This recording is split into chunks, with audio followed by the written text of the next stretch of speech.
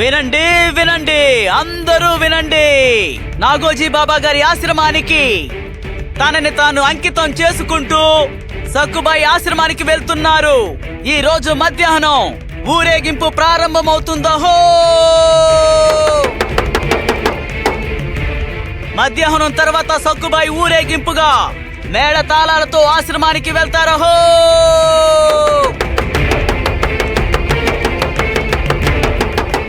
ఈ అమ్మాయి ఎవరు? మనోరమ గారి కోడల పిల్ల. ఆశ్రమానికి వెళ్తే 10 ఏళ్ళు ఉంటుంది కదా.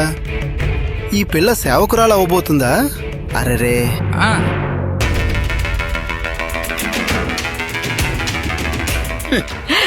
తృప్తిగా తిన్నావు కదా సక్కు? అవును, ఈ రోజు కాస్త ఎక్కువగానే తిన్నాను. అరే, నువ్వు కంచం తెస్తావేంటి వత్సలా? కంచం తెస్తావా? ఇదిగో చేతులు కడుక్కోవడానికి పళ్ళెమో చెంబో తీసుకురా. అలాగే. ఏవండి, పర్లేదు.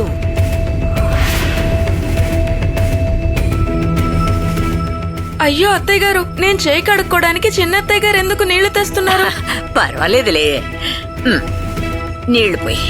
మీ చేత పనులు చేయించడం తప్పు. మేమందరం నిన్ను పొగుడుతున్నామే. మీ అత్తయ్య గారు నిన్ను గారాబం చేస్తున్నారనుకో. చేయి పట్టు, నీళ్లు పోస్తాను.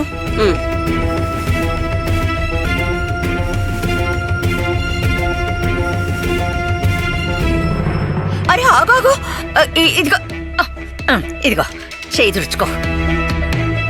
అత్తయ్య గారు, పర్వాలేదే, తుడుచుకో.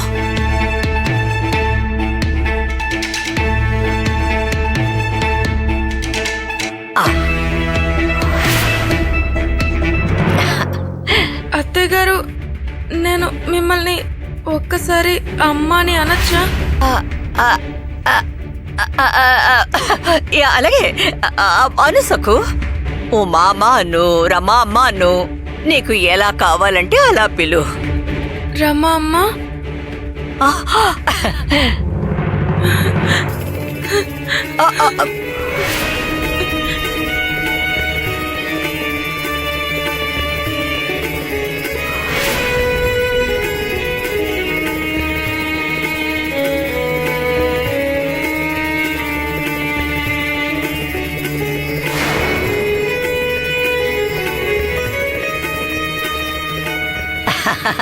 సంతోషం సంతోషం.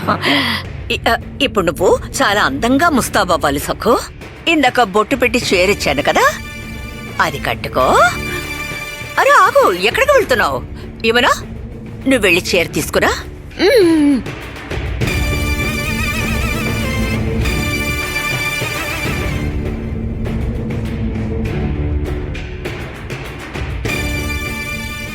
ఇవ్వు. ఇదిగో. వెళ్ళు వెళ్ళు, నిదానంగా.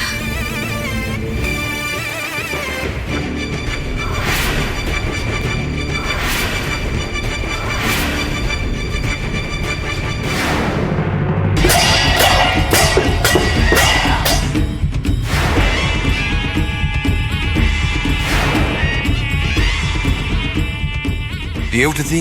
పళ్ళకి ఎక్కడ తీసుకెళ్తున్నారు? అరే దండోర వేశారు, వినలేదా? బాబా గారికి సేవ చేయడానికి ఊరేగింపుగా ఆశ్రమానికి వెళుతోంది.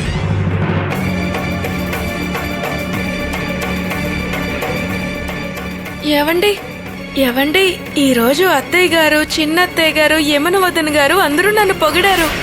నా కోసం ముగ్గు వేసి పీట మీద కూర్చోబెట్టి భోజనం వడ్డించారు. నాకు చాలా సంతోషంగా అనిపించింది. ఏవండి, ఈ రోజు నేను నా పుట్టింటికి వెళ్తున్నాను. మీరు ఊరు నుంచి రాగానే నన్ను తీసుకువెళ్ళడానికి వస్తారు కదా. నేను ఎదురు చూస్తూ ఉంటాను.